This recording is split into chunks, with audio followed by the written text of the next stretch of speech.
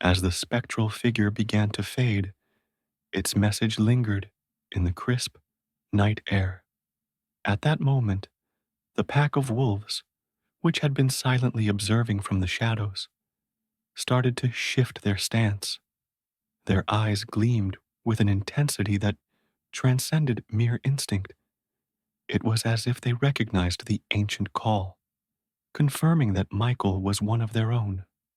The lead wolf, its fur shimmering with an almost otherworldly glow, stepped forward. With a soft, reverent howl that resonated through the clearing, it did not convey menace, but rather welcome, an invitation to embrace a destiny written in time. Michael stood overwhelmed, his heart pounding as the weight of everything he had witnessed pressed upon him. His mind raced, piecing together fragments of childhood stories, tales of a mysterious ancestor with an inexplicable bond to nature, of a lineage blessed by the wild, yet entrusted with the responsibility of safeguarding its secrets. These stories had always felt like mere folklore, embellishments meant to inspire awe. But now, standing in this sacred place, holding the ancient tablet and hearing the spectral figure's parting words, he realized that those tales were not myths, but truths passed down through generations. Determined to uncover the full depth of his heritage, Michael carefully wrapped the tablet in his jacket. He resolved to visit the local historical society, where he could search old records and speak to elders who might hold pieces of his family's past. This moment was a turning point.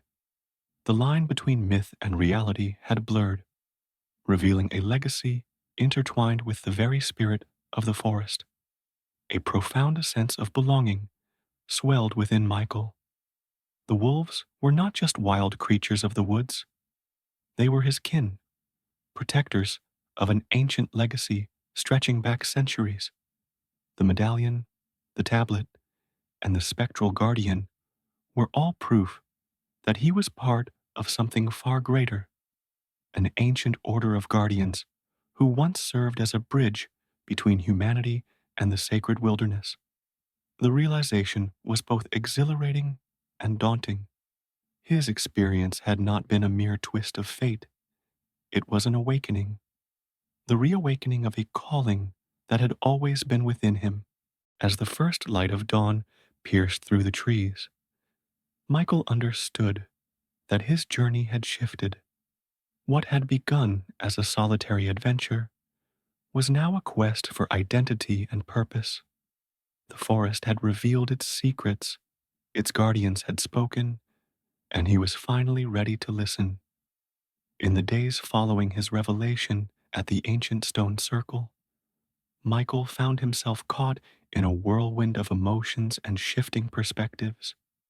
The message from the spectral guardian, the inscribed tablet, and the medallion had not only unearthed a hidden legacy, but had also forced him to confront aspects of himself he had long ignored. As word of his encounter spread, reactions varied. His closest friend, Mark, was skeptical.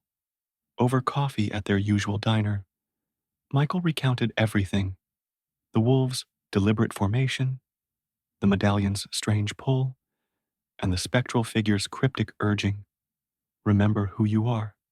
Mark listened intently, his brow furrowed. "It sounds incredible, Michael," he said at last, "but are you sure it wasn't just your mind playing tricks on you? Alone in the dark, the imagination can be persuasive." Michael detected doubt in his friend's voice, but also a hint of curiosity. As time passed, and Michael's conviction only grew stronger, Mark shared something unexpected: a recent hiking trip where he had glimpsed something strange near an old ruin.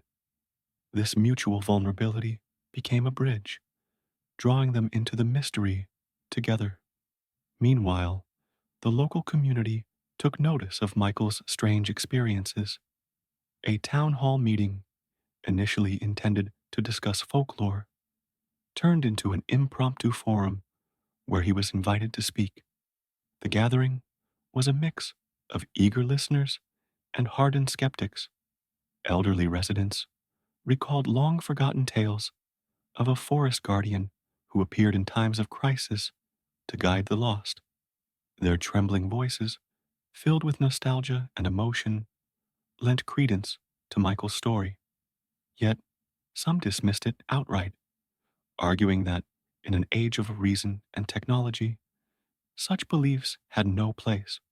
Among the crowd was Sarah, a local historian and passionate folklore enthusiast.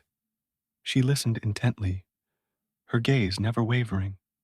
After the meeting, she approached Michael. "Your story," she said gently, "it's more than just an encounter. It's a thread connecting our past to our present. I think there's a deeper message here, perhaps one meant to remind us of who we are." Her words resonated with Michael, strengthening his resolve. He felt an obligation not just to understand his experiences, but to document them and seek out others who might hold pieces of the same puzzle. At home, he made space for a small shrine, displaying the medallion, the stone tablet, and old family photographs he had found in the attic. Every evening, before heading out into the woods, he would pause before the shrine, drawing strength from the objects that had become symbols of his journey. This nightly ritual helped him balance the awe, fear, and responsibility that came with his discovery. Yet, as the days turned into weeks, he also struggled with loneliness. The burden of carrying an ancestral legacy, one that straddled the line between myth and reality, was heavy. But Michael knew he could not turn away.